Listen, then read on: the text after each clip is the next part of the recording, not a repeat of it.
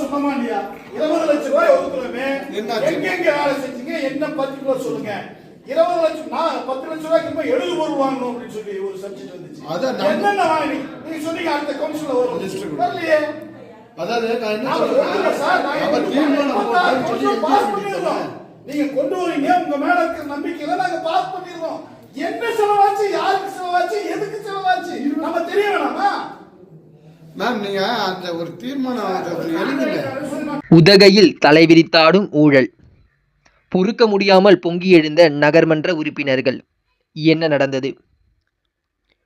உதகை ஊராட்சி தலைவர் திருமதி வாணீஸ்வரி, துணைத் தலைவர் மற்றும் மாவட்ட திமுகவின் துணை செயலாளராக பணியாற்றி வரும் திரு ரவிக்குமாருக்கு எதிராக அங்க இருக்கக்கூடிய நகர்மன்ற உறுப்பினர்கள் பல்வேறு ஊழல் குற்றச்சாட்டுகளை சுமத்தி இருக்கக்கூடிய சம்பவம் மிகப்பெரிய பரபரப்பை ஏற்படுத்தியிருக்குங்க.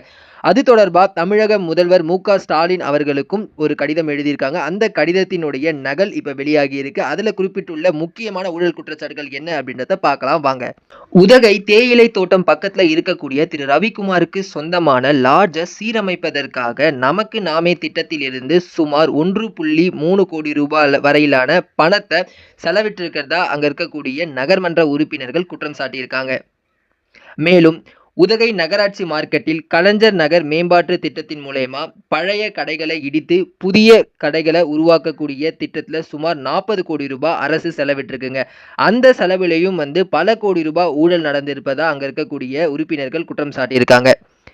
குதிரை பந்தய மைதானத்தில் ரூபாய் 5 கோடி செலவில் 450க்கும் மேற்பட்ட தற்காலிக கடைகளை அமைப்பதற்கான திட்டத்தை அரசு கொடுத்திருக்குங்க. அதிலையும் திரு ரவிக்குமார் அவர்கள் பல லட்ச ரூபாய் லஞ்சம் வாங்கி கொண்டு தரமற்ற முறையில் அந்த கடைகளை கட்டியிருக்கிறதாகவும் குற்றம் சாட்டியிருக்காங்க. இது எல்லாத்தையும் தாண்டி அதிர்ச்சியூட்டும் வகையில ஒரு முக்கியமான குற்றச்சாட்டையும் அவங்க வச்சிருக்காங்க. முன்னாள் கலெக்டர் இன்னசென்ட் திவ்யா நேரடியா ஆய்வு செஞ்சு விதிகளை மீறி கட்டப்பட்டிருக்கக்கூடிய பல கடைகளுக்கு சீல் வச்சிருந்தாங்க.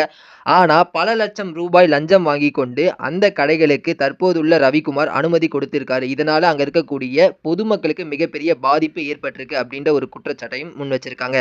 மேலும் திரு ரவிக்குமார் அவர்களுடைய தம்பி குலசேகர் அங்க இருக்கக்கூடிய உதகை மார்க்கெட் வியாபாரிகள் சங்க செயலாளராகவும் செயல்பட்டு வராரு.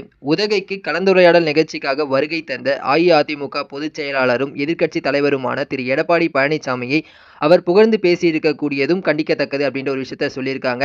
அடுத்த முதல்வர் நீங்க தான், உதகைக்கு மருத்துவக் கல்லூரி வழங்கியதை நாங்கள் என்னைக்குமே மறக்க மாட்டோம் உள்ளிட்ட வரிகளால அவர் புகழ்ந்து பேசியிருக்காரு. இது தொடர்பாகவும் நீங்க நடவடிக்கை எடுக்கணும் அப்படின்ட்டு அந்த கடிதத்துல குறிப்பிட்டிருக்காங்க.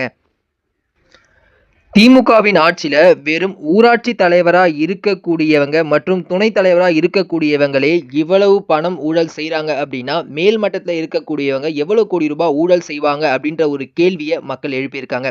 இது குறித்து நீங்க என்ன நினைக்கிறீங்க அப்படின்றத கீழே கமெண்ட் பண்ணுங்க. அண்ட் நம்ம சித்திரை 1 மீடியா சேனலை சப்ஸ்கிரைப் பண்ணுங்க. நன்றி.